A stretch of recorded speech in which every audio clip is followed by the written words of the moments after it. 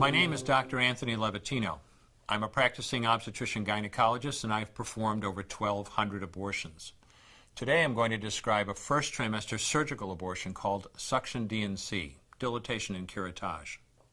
This is the most frequently performed abortion and is used typically from 5 to 13 weeks of pregnancy. After administering anesthesia, the abortionist uses a speculum like this.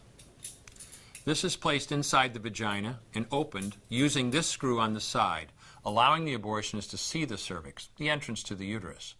The cervix acts as a gate that stays closed for the duration of pregnancy, protecting the baby until it is ready for birth.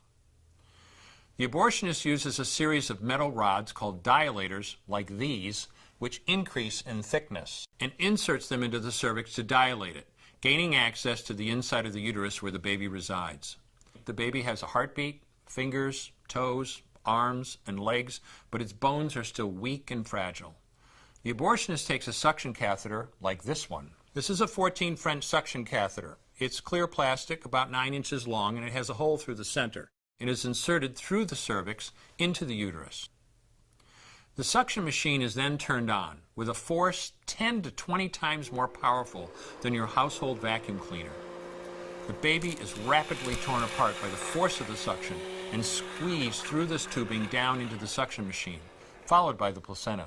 Though the uterus is mostly emptied at this point, one of the risks of a suction D&C is incomplete abortion, essentially pieces of the baby or placenta left behind.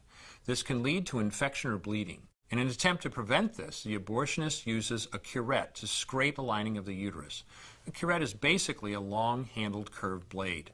Once the uterus is empty, the speculum is removed and the abortion is complete. The risks of suction D&C include perforation or laceration of the uterus or cervix, potentially damaging intestine, bladder, and nearby blood vessels, hemorrhage, infection, and in rare instances, even death. Future pregnancies are also at a greater risk for loss or premature delivery due to abortion-related trauma and injury to the cervix. As I mentioned at the beginning, I'm Dr. Anthony Levatino, and in the early part of my career as an OBGYN, I performed over 1,200 abortions. One day, after completing one of those abortions, I looked at the remains of a preborn child whose life I had ended, and all I could see was someone's son or daughter. I came to realize that killing a baby at any stage of pregnancy for any reason is wrong. I want you to know today, no matter where you're at or what you've done, you can change. Make a decision today to protect the preborn. Thank you for your time.